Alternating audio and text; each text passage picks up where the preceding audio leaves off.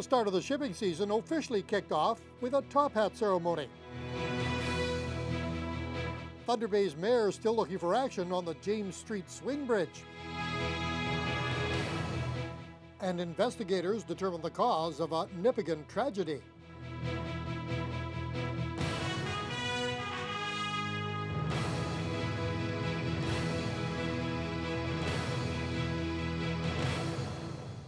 Good evening and thanks for joining us. Grain elevators at the Richardson terminal are finally able to load some of the grain from that record prairie harvest last year. The first ship into the port of Thunder Bay this season was the Algoma Enterprise. A traditional top hat ceremony was held today to officially kick off the shipping season. Phil Darlington has more. About 350,000 metric tons of grain are sitting right now waiting for shipment from the port of Thunder Bay. The good news is it can now be loaded as ships will follow the lead of the Algoma Enterprise and start moving the record cargo out. Captain Edwin Seward has worked in shipping for decades, and this year was his first time being the first one into port. It's the first time, and it's great.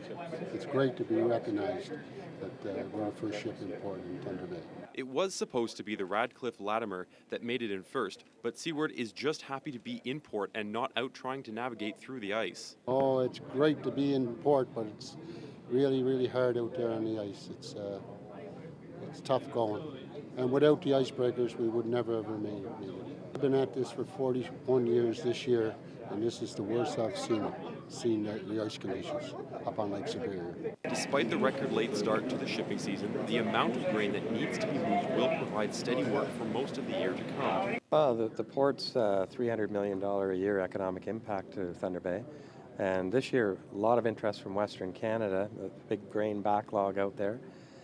This elevator in particular, if the ship hadn't showed up, is pretty well full. So they're relieved to be putting grain on the ship and getting things circulating. So Heaney says the port can take as many as 7 ships at one time, but even if they do, it will still take a long time to move the copious amounts from the elevators. They say it'll take to next harvest to move it. It's that big, but it'll be consistent throughout the year. We'll be busy all year. Last year was pretty slow in the spring, and through the summer we didn't get busy till the fall. So I think we're going to see a more consistent year this year. Usually it takes about 24 hours, a little longer here now because they stopped yesterday afternoon. But usually about 24 hours it takes, and then we're on our way. A ship the size of the Algoma Enterprise is capable of carrying up to 30,000 metric tons. However, they're only going to load about 26,000 metric tons on it because the water level is too shallow for them to take a full load. However, over the next 10 days, 20 more ships will come through the port and collect more of the grain. Phil Darlington, TBT News. The grand opening celebration for Thunder Bay's new consolidated courthouse is currently underway at this hour. Earlier in the evening, there was a series of First Nation ceremonies at the front of the courthouse. Corporate Communication Advisor for Infrastructure Ontario, Tom Boreski, says the ribbon-cutting ceremony will officially mark the opening of the courthouse. This afternoon is the Attorney General, the Honourable Madeleine Mayor. She'll bring greetings on behalf of the government. As well, attending from the government are MPP Michael Gravel and MPP Bill Morrow, who will bring greetings on behalf of their constituents. And we're pleased to have as well Chief Stan Beardy, the Ontario Regional Chief, and Councillor Kathy Roger, representing the Fort William First Nation, who will also bring greetings on behalf of the First Nation communities. Boreski says after the ribbon cutting, they will be providing brief tours to the public and the media.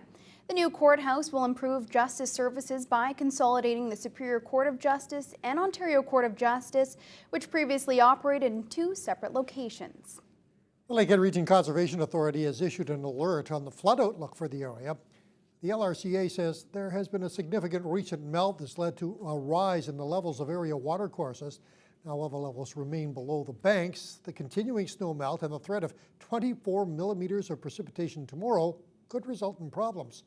They say there is the threat of localized ponding and flooding in low-lying areas, and they're advising people to exercise caution in and around area waterways. A cause has been determined in the case of a Nipigon couple who were pronounced dead in their home from carbon monoxide poisoning earlier this week. The OPP has confirmed 6-year-old Yvonne Gaujean and 45-year-old Claire Limon Gaujean passed away as a result of carbon monoxide released from their gas furnace. The pair were discovered around 3 o'clock on Monday afternoon. An 8-year-old boy in the residence was transferred to the Nipissing District Hospital and released in good condition on Tuesday morning.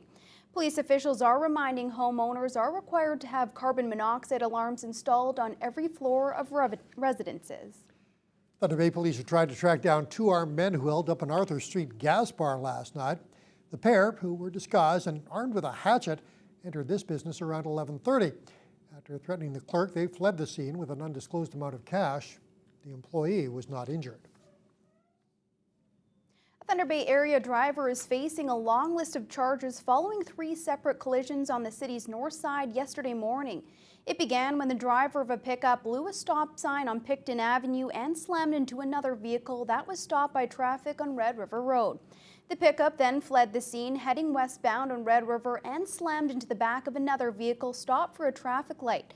When that driver proceeded through the light to find a safe place to stop, her vehicle was hit a second time by the pickup, which then fled again. Another motorist who witnessed all this followed the offending driver into the parking lot at County Fair Plaza and alerted police. A 47-year-old Gorham Township man was then taken into custody. And another Thunder Bay man has been hit with child pornography charges. Police were alerted to the situation by the National Child Exploitation Coordination Center, which uncovered child pornography images being uploaded to Twitter from Thunder Bay. That led to a search of a Chilton Avenue home and the seizure of several items. As a result, 52-year-old Jeffrey Frederick Miro has been charged with possession of child pornography and making available child pornography. Miro is to appear in court next month. Lawyers for the city are poring over a century-old agreement with a rail company regarding the James Street Swing Bridge. A meeting between CN Rail and Mayor Keith Hobbs was expected to take place this week, but that has now been pushed back. The mayor says he still hasn't received an engineering study on the fire-damaged structure. CN Rail promised that would be available by the end of March. It's been nearly 6 months since a fire broke out on the bridge. Since then, it has been reopened to rail and pedestrian traffic, but not vehicles. The cause of the fire has never been made public. Hobbs says he'll let the lawyers decide, but feels CN has an obligation to fix the bridge.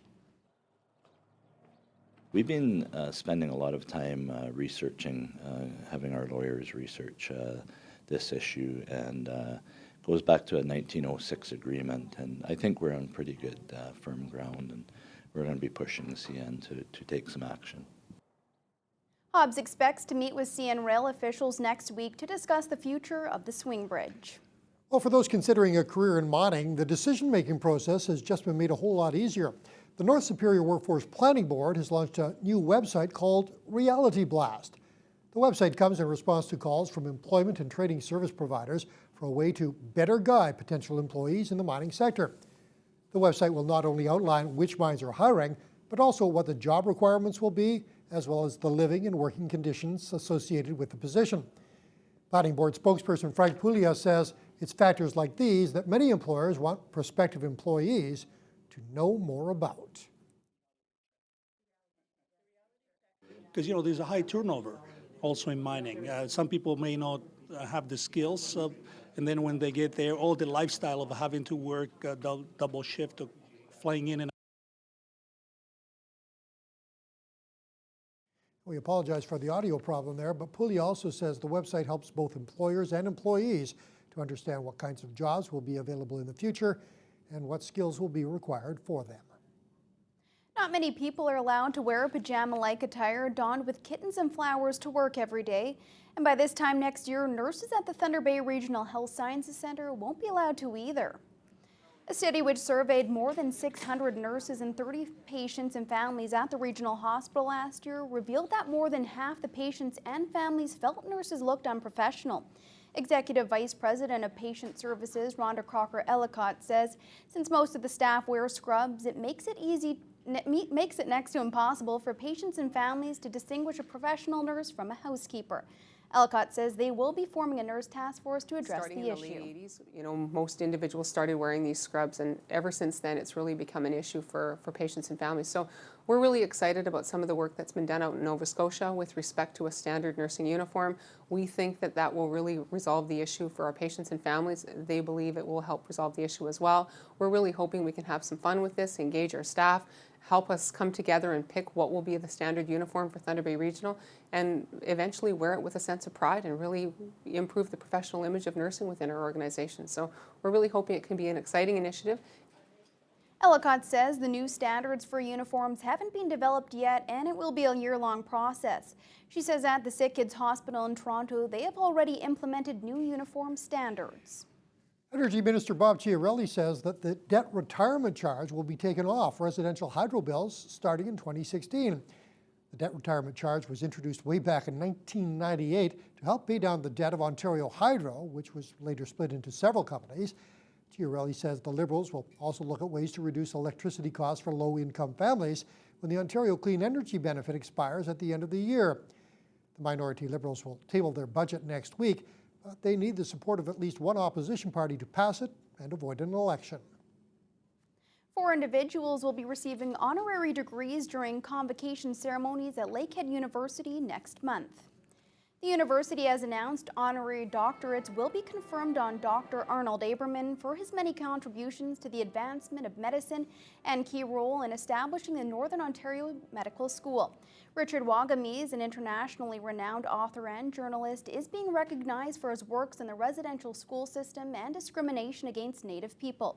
Also being honored are Bob Ray and Frank Iacobucci for their many contributions during their long careers in politics and the law respectively, as well as their recent contribution to the development of the Ring of Fire. Convocation ceremonies are scheduled for May 30th and 31st. Meantime, 3 associate professors from Lakehead University School of Nursing have won Provincial Teaching Innovation Awards for a project involving masks. The project was called An Aesthetic Expression of Caring Through Mask Making and Storytelling. There's a mouthful. And it involved more than 200 Bachelor of Science in Nursing students. Now, while making the masks, students had to cover their partner's face, who was a complete stranger, with plastic wrap. The goal was to teach nursing students about caring by helping them understand themselves, others, and the world they live in. The Council of Ontario University Programs in Nursing presented the awards to LU School of Nursing Associate Professors Michelle Spadoni, Patricia Sivan, and Karen Poole at a ceremony in Toronto earlier today. And a Thunder Bay man will have the distinct honor of receiving the Star of Courage at a ceremony in Ottawa tomorrow. Daniel Morrison rescued a co-worker who was being attacked by a black bear in a remote location near Wabakun Lake back in 2011. He fought off that bear using only a hunting knife, then tended to the victim's wounds until help arrived 2 hours later. The Governor General of Canada, David Johnston, will present the declaration to recognize acts of courage in circumstances of great peril. Some of the most in-depth projects ever seen at this event are currently on display at the Northwestern Ontario Regional Science Fair. The annual event opened this morning at the C.J. Sanders Fieldhouse. Mike Albany was there and has a recap on some staggering student projects. The 51st annual Northwestern Ontario Science Fair is bigger and better than ever. Enrollment is up by over 30 students, and there are even participants as young as from grade 3 participating. Brianne Wood is coordinating the event. She says it is important to spark the interest in science for kids at a young age. The importance of the science fair is to have kids, develop their own research questions and be curious, and to really get them thinking in that question and answer process. I mean, it's really good for developing learning skills and self-reflection as well, and getting people to communicate about science. Communicating about science isn't always easy, especially when dealing with experiments as complex as this future scientist's. How it works is that you chill a superconductor to minus 181 degrees below Celsius, and then you put a neodymium magnet on top of the superconductor, and the neodymium magnet will be locked in place. Basically, what Robbie Sidiolarski is saying is at the right temperature, he can force a magnet to virtually float on a superconductor, then use near magic to create a frictionless racetrack. Another fascinating find was at Mac's UN station, where the senior at St. Ignatius was working on a theory to increase the speed of ships. My project is using the Leidenfrost effect to increase the efficiency of ships. The line thrust effect is when water comes into contact with an object exceeding 200 degrees Celsius. The water around it is immediately vaporized, forming a barrier that separates the object and the liquid.